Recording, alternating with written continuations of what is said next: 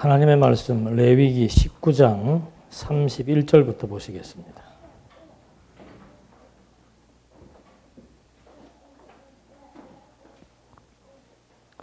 레위기 19장 31절.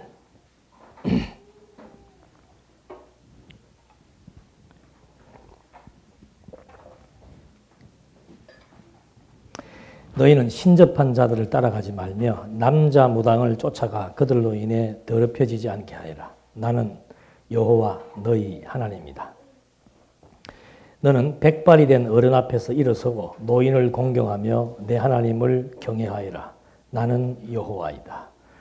31절, 32절 이게 다 성결한 생활규례라 그랬습니다. 성결한 생활규례.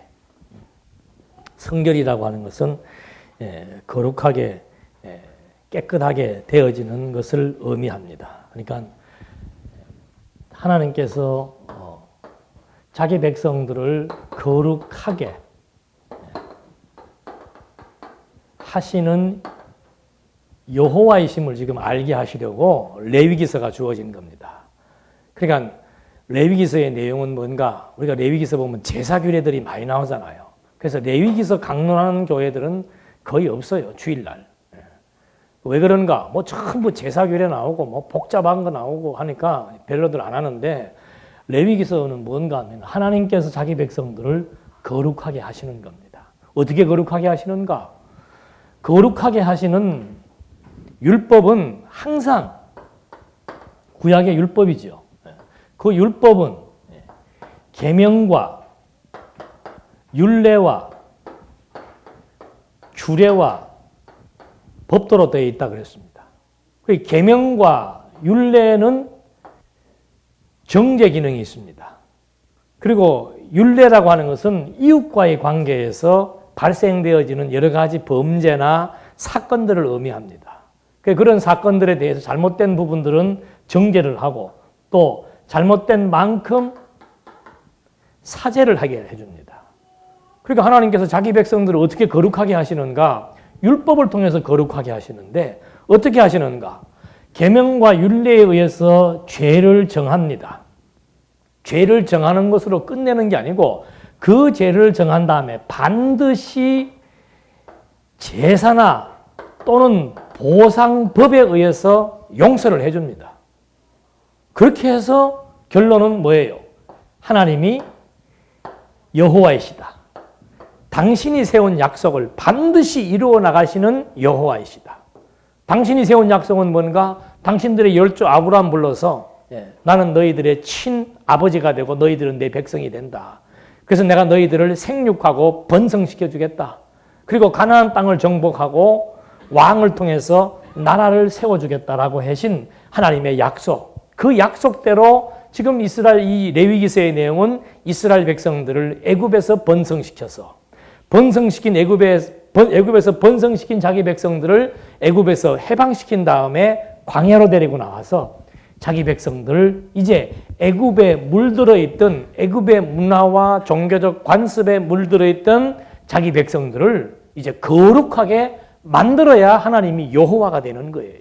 하나님의 백성과 하나님의 백성이 아닌 사람들은 근본적으로 다르기 때문에 자기 백성이기 때문에 하나님께서는 거룩하게 만드시려는 거죠. 그 거룩하게 만드시는 과정이 뭔가? 율법을 통해서 거룩하게 하는 겁니다. 어떻게 율법을 통해서 거룩하게 하는가? 율법에 의해서 정죄하고 율법에 의해서 용서해 주어서 하나님 정말 자기 백성들 아주 멸하지 아니하시고 죄를 정하고 용서해 주시는 과정을 통해서 하나님은 약속을 이루시는 여호와라고 하는 사실을 이스라엘 백성들에게 알게 해서 그들로 하여금 하나님을 경외하게 하는 거죠. 이런 구약의 내용은 전부 오늘 우리들에게 바로 대입하는 것이 아니고 전부 뭐라고 그랬습니까? 오실 그리스도에 대한 약속이라고 그랬습니다. 그래서 구약 성경을 옛 언약이라고 말하는 거예요. 구약, 오래된 구자네요. 옛 언약이에요. 왜 옛 언약인가? 그 옛날부터 주어진 그 언약은 그리스도로 말미암아 성취하실 약속의 내용이기 때문에. 그러니까 예수님께서도 오셔서 하시는 말씀이 내가 온 것은 율법을 폐하려 온 것이 아니고 율법을 뭐 하러 왔다? 율법의 언약을 성취하러 왔다 이 말입니다. 어떻게 성취하시는가? 율법대로 당신이 뭐 받으시는 거예요? 정죄 받으시는 거예요. 죄 없으신 분이 세상죄 다 뒤집어 쓰셔서 정죄 받으시고 율법대로 십자가에 죽으신 다음에 부활하심으로써 자기 백성들의 죄를 뭐 하는 거예요? 영원히 사해 주심으로 말미암아 내가 구약에서 언약된 대로 오신 그리스도라고 하는 사실을 율법의 정죄와 사죄의 완성을 통해서 당신이 그리스도라고 하는 것을 우리에게 증명해 주는 거죠. 그러니까 구약 성경은 전부 그리스도를 증거하는 것이지 오늘 우리들에게 직접 적용해가지고 이게 19장 13절 같은 데 보면은요 그런 게 있어요. 14절에 너는 듣지 못하는 사람을 저주하지 말고 눈먼 사람 앞에 장애물을 놓지 말고 내 하나님을 경외하여라. 나는 여호와이다. 요즘에 그 인터넷 보니까는 10대 애들이 눈 못 보는, 안 못 보는 사람들에게 장애물 설치해서 넘어지게 하는 경우도 있고 말 듣지 못하는 사람들에게 학대하는 경우도 있고 노인들을 때리고 도망가는 경우도 있잖아요.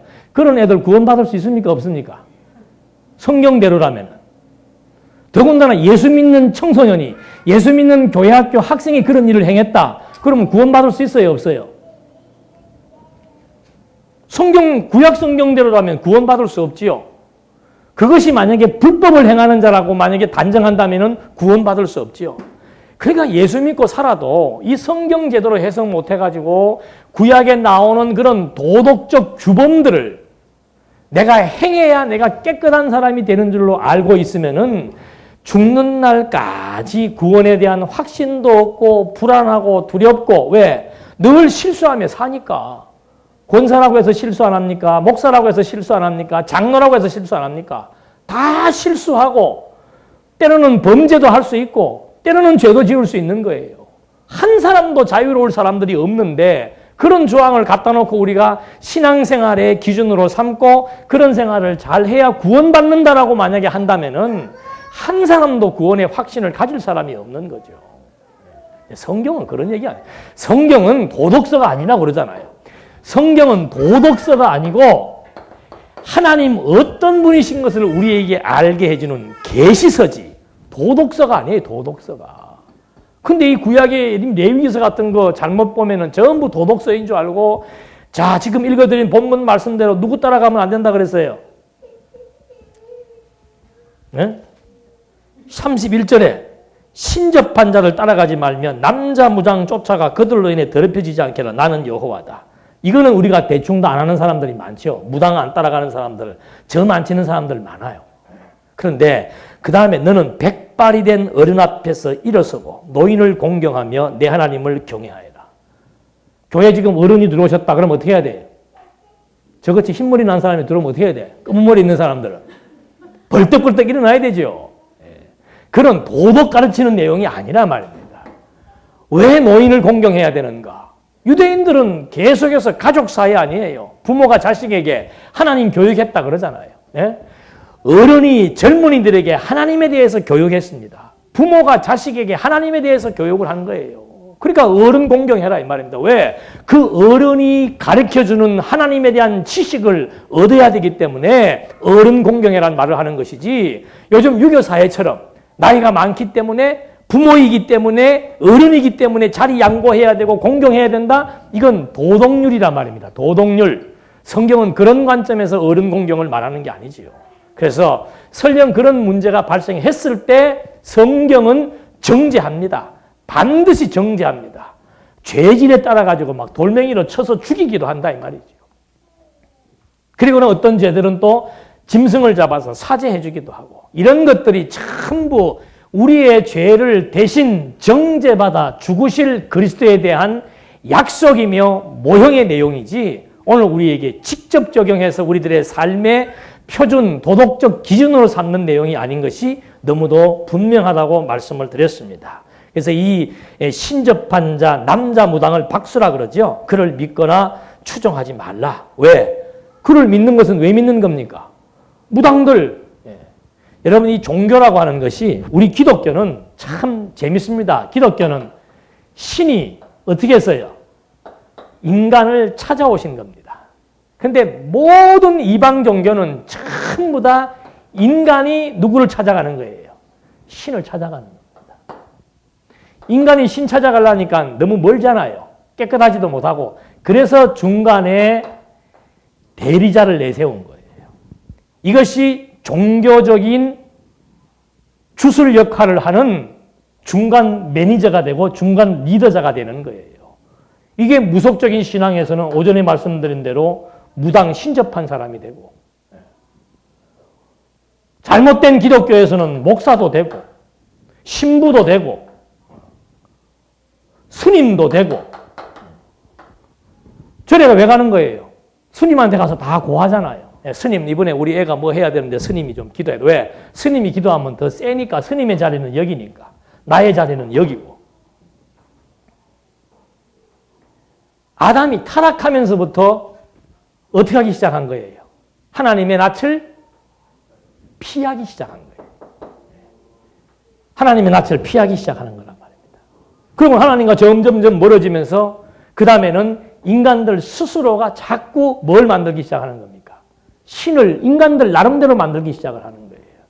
그래서 바벨탑 사건이 보면은요, 이스라엘 백성, 하나님께서 백성들을 물로 다 심판하신 다음에 세월이 지나니까 백성들이 어떻게 합니까? 높이 탑을 쌓잖아요.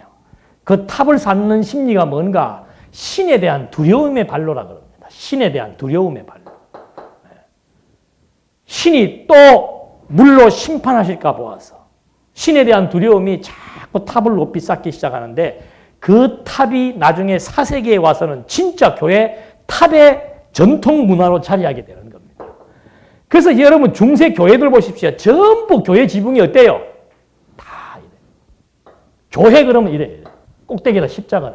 이게 완전히 기독교적인 정신이 아닙니다, 이거. 교회는 건물의 개념에서 확 벗어나야 돼요. 아이, 교회가 사각으로 지으면 어떻고, 교회가 복지관처럼 지으면 어떻고, 그건 무슨 상관이에요? 아무 상관없지. 근데 교회 짓는다 그러면은 뭐 해야 돼? 하도 우리 교회 갖고 시비들을 걸기를 지금 앞에다가 십자가 하나 붙여놓은 거예요. 난 저것도 없애버리고 싶은데, 동네 사람부터 시작해가지고 이게 뭐 예배당 교회 이거 한다 그래도 다들 안 믿어. 왜? 뭐 교회다운 냄새가 별로 안 나니까. 그러니까 무조건 또 이단이라 그러는 거죠. 이단은 무슨 뭐? 지붕 깨끗하게 높이 안 세우고 십자가 안 걸면 이단인가? 성경은 완전히 아전인수적으로 해석을 하고 자기 마음대로 해석을 하면서 그런 형식과 형태에 의해서 그런 식으로 발설하는 거. 이게 전부 인간의 본능적인 심리예요. 탑 높이 쌓아서 신에 대한 두려움, 그 두려움을 해소하기 위해서 중간 대리자를 내세우고, 그 다음에 신에게 인간의 욕구를 뭐 하는 겁니까? 충족하기 위해서 신을 찾아가서 비는 행위. 잘못된 기독교가 무슨 차이가 나요? 똑같지요. 목사가 뭔 힘이 있다고 목사 대리자를 삼아서 목사한테 기도 부탁을 해서 마치 제가 무슨 신통력이 있는 것처럼 그런 식의 행세를 하니까 교인들은 자꾸 그런 줄로 알고 목사에게 의존적으로 나오는 거죠. 완전히 그 잘못된 거. 목사는 그냥 성경 내용 가르쳐서 온 성도님들로 하여금 하나님이 이런 분이라고 하는 사실을 알게 해주어서 하나님에게 전부 접목시켜 놓는 내용 속에서 하나님 알게 소개해 주는 것 외에는 아무런 것도 없는 거예요. 그렇다고 나보고 야 성이라는 사람들 없잖아. 그 이상한 신의 자리에 앉으면 안 된단 말이죠. 그래서 이 무당들이라고 하는 것이 단순한 우리가 생각할 때 막 얼룩덜룩한 옷 입은 무당 그것만 연상하는 것이 아니고 사람을 이런 자리에 앉혀놓고 사람 의존하는 행위들이 박수무당 쫓는 거하고 똑같은 거예요. 나는 내가 만약에 옷 입는다면 나 옷 그렇게 입겠어. 무당처럼. 네? 그 7색깔 무지갯빛 색깔들이 사람을 현혹시킵니다. 색깔이 사람을 굉장히 감정 자극하는 거예요. 빨간색, 노란색이 원색들 있잖아요. 예? 빨간색, 노란색 원색들. 카톨릭에서는 모자 쓰잖아요. 모자도 쓰고 원색 색동 저고리 입고 특별한 복장 갖춰가지고 여기서 가지고 바로 여러분들에게 말씀 전하지 않고 막 북축해가면서 하려면 제대로 작두도 한번 타지 왜? 예? 작두 한번 타면 안 되나? 뭐 성령이라고 하면 다 한다는데 뭐 성령이면은. 무슨 신이 내렸는지 왜 계속 지금 이쪽으로만 나가는지 모르겠구만. 네. 이거 아니죠. 그래서 지금 구약시대 때는 무당이라고 얘기했지만 이렇게 무당을 추종하는 동기가 뭔가? 하나님 잊어버려서 그런 거예요. 하나님이 정말 여호와라고 하는 사실을 잊어버리니까 인간의 욕심이 발동하게 되고 인간의 욕심이 발동하니까 내 욕심을 충족시켜줄 신을 만들게 되고 그 신에게 신접하는 대리인을 내세워서 이 사람을 추종하는 거, 이런 이방 종교의 행태를 저버려라. 그 말씀을 지금 레위기서에서 해주시는 것이죠. 그렇게 한 다음에 33절에 보니까 타국인을 사랑하라. 33절에 거류민이 너희 땅에 너희와 함께 거주할 때 너희는 그를 학대하지 마라. 너희와 함께 있는 거류민을 너희는 너희 가운데 있는 본토인같이 여기며 그를 내 자신같이 사랑하여라. 이는 너희도 이집트 땅에서 거류민이었기 때문이다. 나는 여호와 하나님이다. 답이 나오네요. 왜 이스라엘 백성들에게 이스라엘 본토에 살고 있는 이방 사람들, 나그네들을 대접을 잘하라고 그랬는가? 나번에 손님 대접하기를 잘하라고 그랬기 때문에 잘해야 됩니다. 그게 아니에요. 하나님께서 이렇게 계명을 주실 때, 규례를 주실 때는 다 뜻이 있다고 그랬잖아요. 너희들 과거에 애굽에 종살이 할 때 너희들 나그네였다. 너희들 약자였고 너희들 고아나 과부처럼 누군가의 도움이 있어야 살아갈 수 있는 그런 존재였다. 그런데 내가 너희들 열조와의 언약대로 해방시키지 않았는가? 그런 것처럼 너희들도 지금 너희들 땅에서 가나안 땅에 들어가 살 때 나그네들이나 약자나 고아를 보고들랑은 그들을 통해서 무엇을 기억해라? 옛날 애굽의 종살이를 기억해서 오늘 우리가 이렇게 사는 것이 하나님 우리를 약속대로 애굽에서 해방시켜 주신 여호와의 살아계심에 의해서 오늘 우리가 가나안 땅에 정착해 산다는 사실을 기억하라고 준 하나의 과정이며 용도이지, 무슨 뭐 나그네 또는 이방인들 그 사람들 자체가 불쌍해서 그 사람 도움받게 하는 것이 목적이 아니란 말입니다. 그러니까 목적을 분명히 알아야 돼. 근데 우리는 한국교회는 뭔가 하면은 목적은 잊어버리고 그냥 현상적인 것만 생각하는 거예요. 성경에 보니까는 나그네들 대접하라고 그랬더라. 지금 우리 한국에 다문화 가정이 얼마나 많습니까? 필리핀에서 온 사람, 베트남에서 온 사람들 많잖아요. 그 사람들 대접해야 돼요, 안 해야 돼요? 성경대로라면은. 그 사람들 다 대접하면, 대접하지 말란 소리가 아니고 이런 성경의 기초에서 그 사람들을 대접하는 게 아니란 말입니다. 성경의 내용은 그런 사람들을 사랑하라는 것이 근본 목적이 아니고 구약시대의 그런 여건을 통해서 하나님이 여호와라는 사실을 기억하게 하기 위한 방편으로서 나그네가 필요했던 것이지, 오늘날 무슨 뭐 가난한 사람 구제하라는 그런 목적에 의해서 이런 성경이 주어진 것이 아니라고 하는 거. 그거는 우리가 여유가 있고 우리 교회도 여유가 있다면은 주변에 어려운 사람이 있으면은 얼마나 도움 줄 수 있지요. 그런 것을 교회가 목적으로 삼아서 하는 것은 아니란 말입니다. 그 다음에 너희는 재판할 때 길이나 무게나 양을 잴 때 부정하게 하지 마라. 너희는 공평한 저울과 공평한 추와 공평한 에바와 공평한 흰을 사용하라. 나는 너희를 인도하여 이집트 땅에서 나오게 한 여호와 너희 하나님이다. 여러분, 재판을 공정하게 하라고 하면서 지금 하나님은 뭘 얘기하는 겁니까? 나는 누구라고 얘기하는 겁니까? 여호와라고요. 왜 이게 지금 무슨 관계가 있습니까? 저울을 장사하는 사람이 저울 속입니까? 안 속입니까?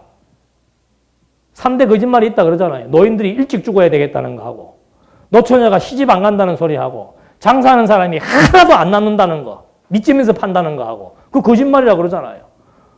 저울 속여요, 안 속여요? 그 저울 속이는 거 하고, 재판 공정하게 하지 않는 것하고, 나 여호와라는 말하고 무슨 관계가 있는 거예요? 저울 속이면 죽는다는 말이에요? 장사할 때 거짓말하면 죽는다는 말입니까? 요거 뭐라고 얘기했어요? 역사적 해석이 뭡니까? 이스라엘 백성이 애굽에 있을 때 공정한 재판 받았어요? 못 받았어요? 못 받았죠. 일방적으로 애굽 사람들은 손들어주고 잘못하면 유대인들을 정죄해버렸죠. 공정한 저울질 당해보지 못했어요. 그거 기억해라. 이렇게 공정하지 못한 재판을 받고 속이는 저울에 의해서 손해를 보고 살아왔던 너희들, 누가 너희를 해방시켰는가? 내가 너희를 해방시켜서 너희들로 하여금 자유와 안식을 주고 가나안 땅에 정착해서 살게 하신 분, 나 여호와 외에는 없다. 우상 섬길 생각도 하지 말고 내가 여호와인 줄 안다면은 이런 사실들을 기억해서 너희들도 하나님이 살아계심을 아니까 당연히 공정하게 재판할 수밖에 없지요. 하나님이 살아계심을 아니까 당연히 거짓을 행할 필요가 없다 이 말입니다. 왜? 거짓을 하는 이유, 속이는 이유는 뭐라고 그랬습니까? 내 마음대로 하려고 내 소유를 삼기 위해서 하는데 하나님이 살아계심을 알면은 절대 내 욕심대로 내 마음대로 되는 것이 아니고 하나님의 뜻대로 되어진다는 사실을 아니까 그건 내가 속여봤던들 내 거 안 되는데 뭐하러 속입니까? 거짓말 해봤던들 다 알고 있는데 거짓말 뭐하러 해요? 그러니까 자식들도 그래요. 아, 내가 이 거짓말하는 거 부모가 알고 있다? 그럼 거짓말 안 하지요. 거짓말하면 속으니까 거짓말하는 거란 말입니다. 근데 하나님은 안 속지요. 부모들이야 속을 수도 있고 안 속을 수도 있지만 하나님은 절대 안 속지요. 절대 사람이 마음으로 자기의 길을 계획해도 그 계획대로 안 되게 돼 있단 말입니다. 하나님의 계획대로 되게 돼 있단 말이에요. 그러니까 욕심 부릴 필요가 없어지니까 욕심을 안 부리게 되고 거짓말 해봤던들 거짓말대로 안 되니까 거짓말 안 하게 되는 것이고 내가 불공평한 재판을 한다 하더라도 하나님께서 공정하게 최종적으로 처리하실 것이 확실히 믿어지니까 그 다음부터는 점점 내게서 거짓이 멀어지고 공정심이 나타나게 되는 그런 성숙된 삶의 모습으로 변화가 되게 되는 거라 이 말입니다. 점진적으로. 이렇게 살아라 그 말이 아니고. 그래서 지금 이렇게 구약시대 때의 의미와 신학적 의미를 계속해서 함께 설명을 지금 우리가 하고 있는 겁니다. 그래서 너희는 이 37절 나의 모든 규례와 나의 모든 법들을 지키고 그것들을 행하여라. 나는 여호와이다. 행하라 그 말. 왜? 이제 행해서 잘못하면은 정죄받고 정죄한 다음에 사죄해 주어서 이건 역시도 하나님이 여호와이심을 알게 해 주시려고. 그러니까 구약도 복음이에요. 우리는 구약의 율법을 갖다가 무슨 뭐 공이라고 얘기를 하고 신약의 복음을 사랑이라고 얘기하는 경우가 많은데 공의와 사랑은 반대 개념이잖아요. 아니에요. 율법도 공의와 사랑이 들어있고 이게 공의예요. 이게 사랑이고 복음 안에도 공의와 사랑이 들어있습니다. 그러니까 율법 안에서의 공의와 사랑은 복음이신 그리스도로 말미암아 공의와 사랑을 실천하실 그리스도에 대한 약속이라 이런 말이지요. 그래서 율법은 복음의 모형이지 율법은 복음과 반대 개념이 아닌 겁니다. 이런 맥락 속에서 이제 거룩하게 되는 성도 생활에 대한 규례를 설명을 한 겁니다. 그 다음에 20장으로 넘어와서는 불결한 생활에 대한 규례를 설명해 줍니다. 깨끗한 생활은 이런 것이고 불결한 생활은 이런 것이다. 불결한 생활 한번 보시겠습니다.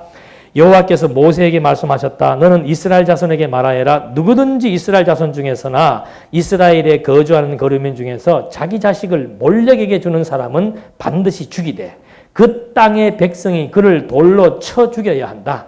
나도 그런 사람에게 진노하여 그를 자기 백성 가운데서 끊어지게 하겠다. 이는 그가 자기 자식을 몰렉에게 바쳐서 내 성소를 부정하게 하고 나의 거룩한 이름을 더럽혔기 때문이다. 만일 그 사람이 자기 자식을 몰렉에게 주는 것을 그 땅의 사람이 눈 감아주고 그를 죽이지 않으면 내가 그 사람과 그의 가문에 진노하여 그와 그를 본받아 몰렉과 음행하는 모든 자들을 그의 백성 가운데서 끊어버리겠다.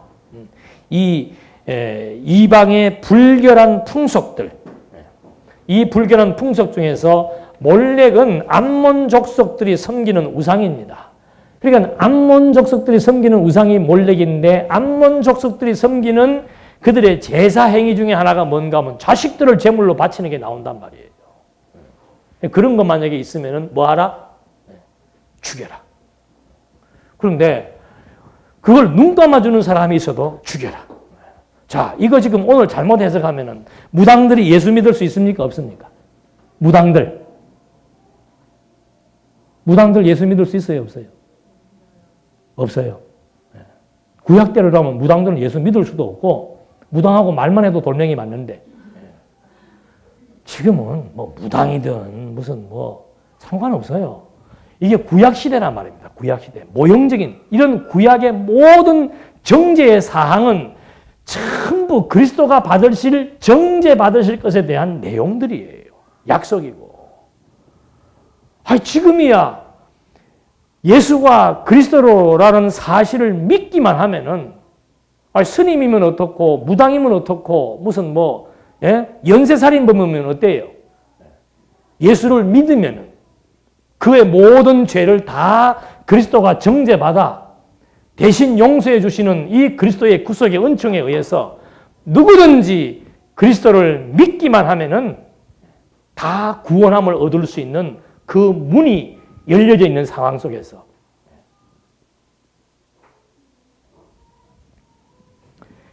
구약 그래서 이를 잘못 해석하면 어려운 겁니다. 그 다음에 이제 6절에 돌이켜 마법사나 신접한 자들을 따라가 음행하는 자에게 내가 내 얼굴을 그에게서 돌이키겠고 그를 자기 백성 가운데서 끊어버리겠다. 너희는 자신을 깨끗하게 하고 거룩하게 하여라. 나는 여호와 너희 하나님이다.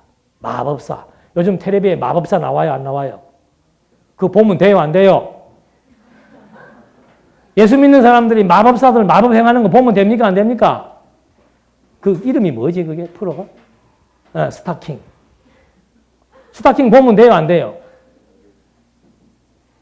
그거 보고 또 입 벌리고 와 그거 쫓아가는 거하고 똑같은 거예요. 그런 사람들 구약시대 때는 어떻게 되는 거예요?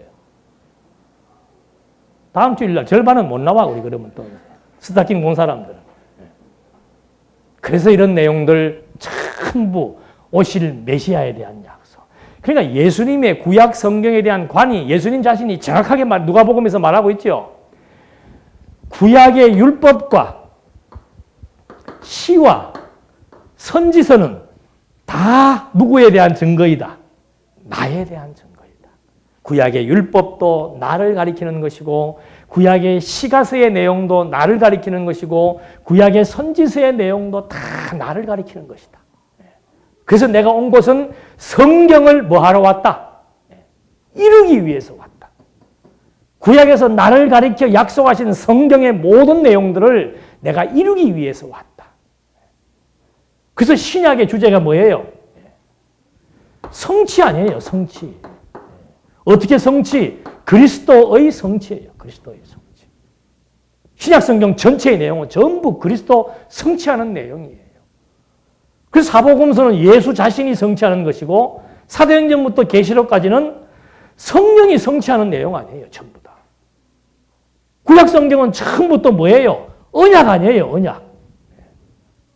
역사서는 역사 섭리로 메시아 보내실 것 언약한 것이고 시가서는 그 언약에 대한 주체에 대한 신빙성이 이렇다는 사실을 증거해 주면서 이런 분이 메시아 보내실 것을 언약한 것이고 선지서는 이 메시아가 어떻게 사역할 것인가 죽으시고 부활하실 사역에 대한 언약 내용이에요.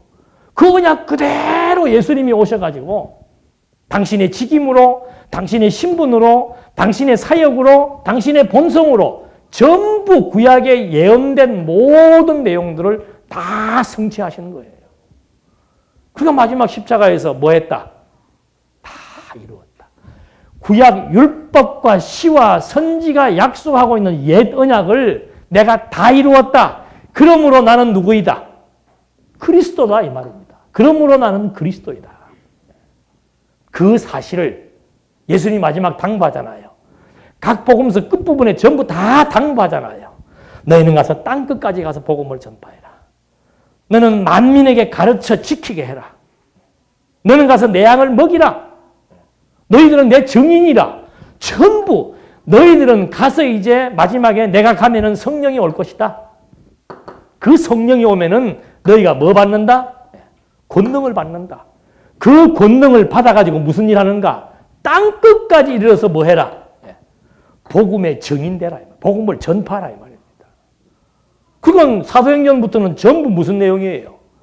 땅끝까지 복음이 전파되는 행적과 교훈과 최종적인 예언의 내용으로 나머지 사도행전부터 요한계시록까지가 딱 구조상 연결이 되어 있잖아요. 이렇게 기가 막힌 신구약 성경을 통해서 우리가 알고자 하는 것은 뭔가? 이름으로 예수는 그리스도가 확실하다. 그게 깨달아지니까 예수를 그리스도로 보내시겠다고 언약하신 하나님은 뭐예요? 여호와로 지금도 살아계신다. 아멘 주 예수요. 약속대로 오시옵소서. 뭐가 무서워요? 지진이 일어나니까 무서워요? 아직은 멀었어요. 왜? 복음이 아직까지 끝까지 안 갔기 때문에 아직은 멀었고 유대인들이 예수를 믿지 않기 때문에 아직은 멀었지만은 설령 우리 때 예수님이 오시는데 왜 무서워요? 우리는 지진만 생각하는 거지. 지진만 생각하고 멸망만 생각하지. 예수님이 오시는 거 그런 거 볼 행운이 우리한테는 없단 말입니다. 설령 그걸 우리 때 오신다 하면 우리한테는 진짜 행운이죠.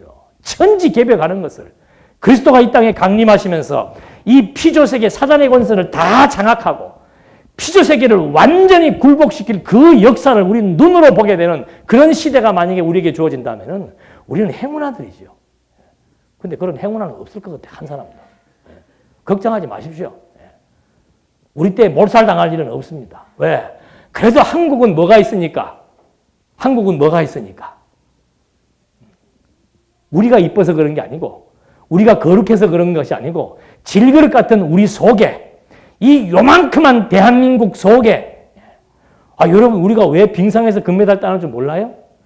왜 김연아가 금메달 따는 줄 알아요? 8등신이라서 8등신은 우리나라보다 미국에 더 많습니다. 하나님이 한국을 어떻게 하시려고? 자꾸 세계 만방에 알리시고 한국을 자꾸 높이셔야만 한국이 가지고 있는 알맹이 그게 뭐예요? 그게 예수님이 분부한 복음 아니에요, 복음. 전 세계에 지금 대한민국에만 지금 복음이 불붙고 있잖아요.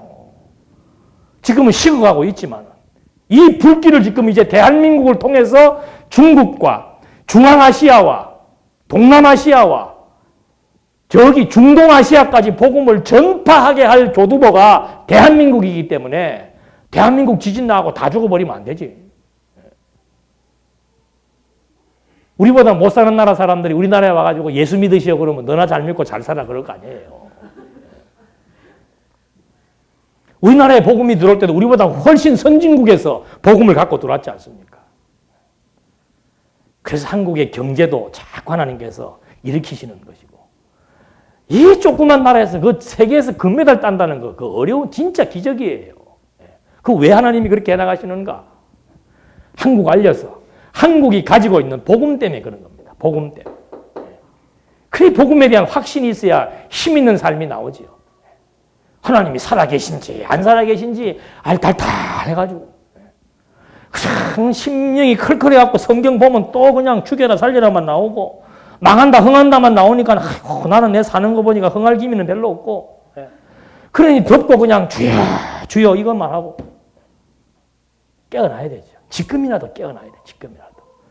여러분 16세기의 인쇄술이 정말 문화의 혁명이었다면 20세기의 컴퓨터는 진짜 복음 전파를 위한 문화의 혁명입니다.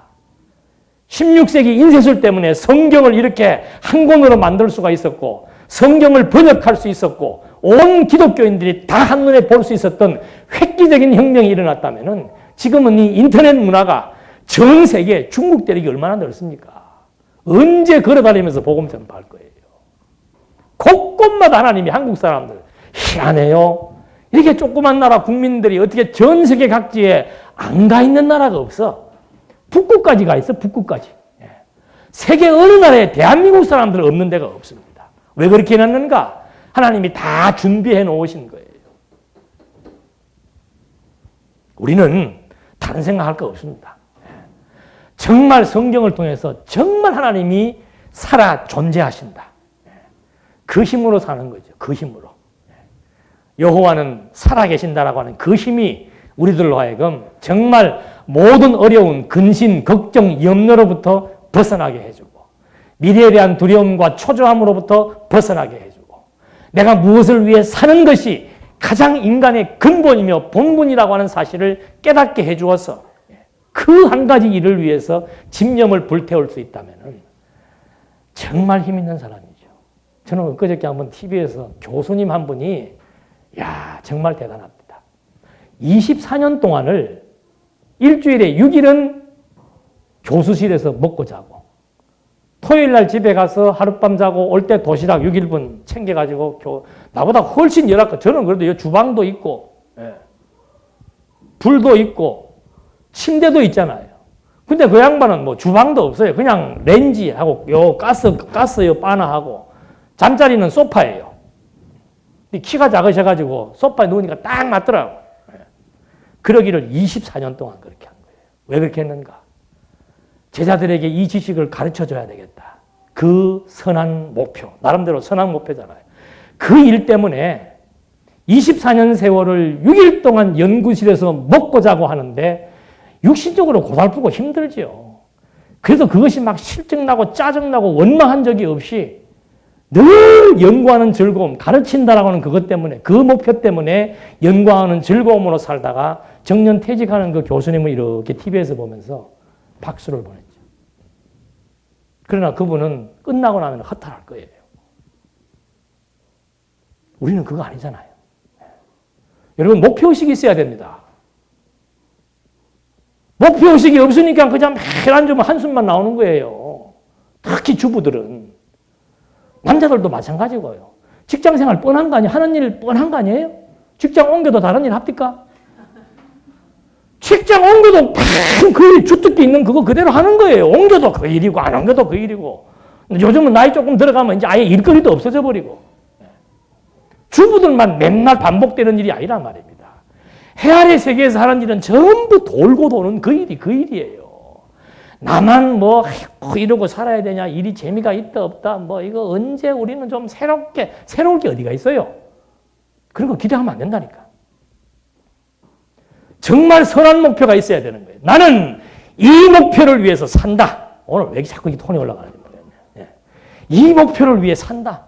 그 선한 목표가 있어요. 그 목표가 있는 사람이라야 공부를 해도 즐겁고 연구를 해도 즐겁고 일을 해도 즐겁고 장사를 해도 즐겁지. 아무 목표도 없이 목구멍이 포도청이니까 8시 되면 띵띵띵띵띵 하면 일어나갖고 또 가는 거예요. 가서 앉아서 일하다가 또 저녁 되면 와서 밥도 먹고 텔레비 보다가 또 자고 아침에 또 그 사람이 아니잖아요. 그러고 사는 거는 남녀노소가 필요 없습니다. 하나님의 백성들에게는 선한 목표가 있는 거예요. 이 일을 위해서 나는 건강도 도모하고 이 일을 위해서 잘 먹고 이 일을 위해서 운동하고 이 일을 위해서 돈도 벌고 이 일을 위해서 나는 시간을 아끼며 살아간다. 그런 선한 목표. 그래야 눈동자가 또록또록해지는 것이죠.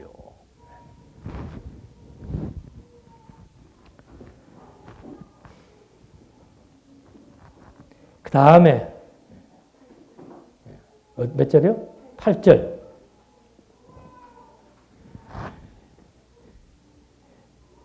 너희는 내 규례들을 지키고 행하여라. 나는 너희를 거룩하게 하는 여호와니라. 누구든지 자기 아버지나 어머니를 저주하는 사람은 반드시 죽일 것이니 그가 자기 아버지나 어머니를 저주하였으므로 그의 피가 자기에게 돌아갈 것이다.